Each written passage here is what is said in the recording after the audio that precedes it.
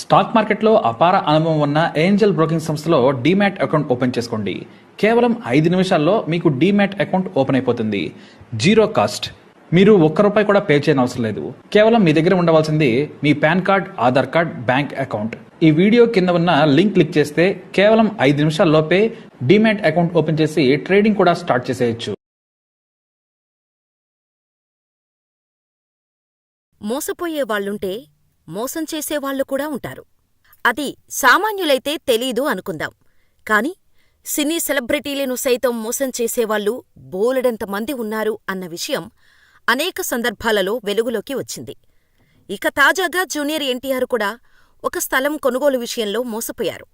Junior NTR ఏకంగా జూబ్లీహిల్స్లో ఒక స్థలం విషయంలో వివాదంలో చిక్కుకున్నారు.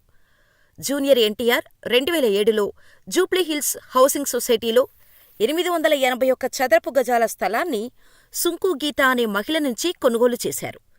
చట్టప్రకారం అన్ని అనుమతులను పొందిన తర్వాత ఏడాది క్రితం ఆ స్థలంలో ఇంటి నిర్మాణాలు చేపట్టారు.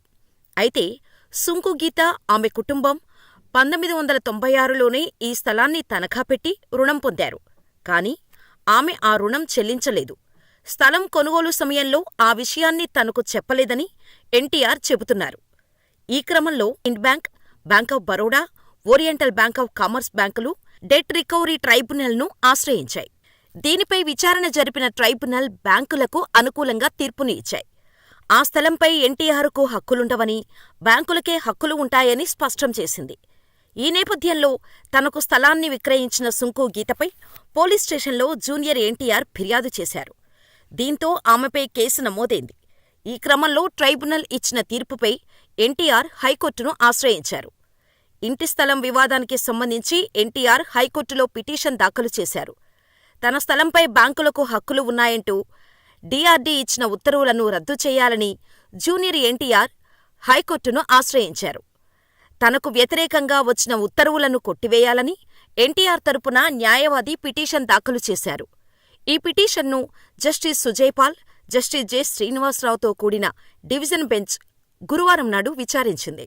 ఈ సమయంలో ట్రైబ్యునల్ ఇచ్చిన డాకెట్ ఆర్డర్ సమర్పించేందుకు వారం గడువు కావాలని, తదుపరి వెకేషన్ కోర్టులో విచారణకు అనుమతించాలని ఎన్టీఆర్ తరపు న్యాయవాది చేసిన వినతిని హైకోర్టు తోసిపుచ్చింది.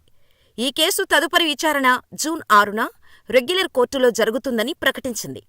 ఇదే విషయంపై ఎన్టీఆర్ టీం స్పందించింది. జూనియర్ ఎన్టీఆర్ గురించి ఈరోజు వినిపిస్తున్న వార్తలకు సమాధానంగా ఈ ప్రకటన చేస్తున్నామని తెలిపారు. ప్రస్తుతం న్యూస్లో ఏ స్థలం గురించి చర్చ నడుస్తుందో ఆ స్థలాన్ని 2013లోనే ఎన్టీఆర్ విక్రయించారని మేము స్పష్టం చేయాలనుకుంటున్నాం.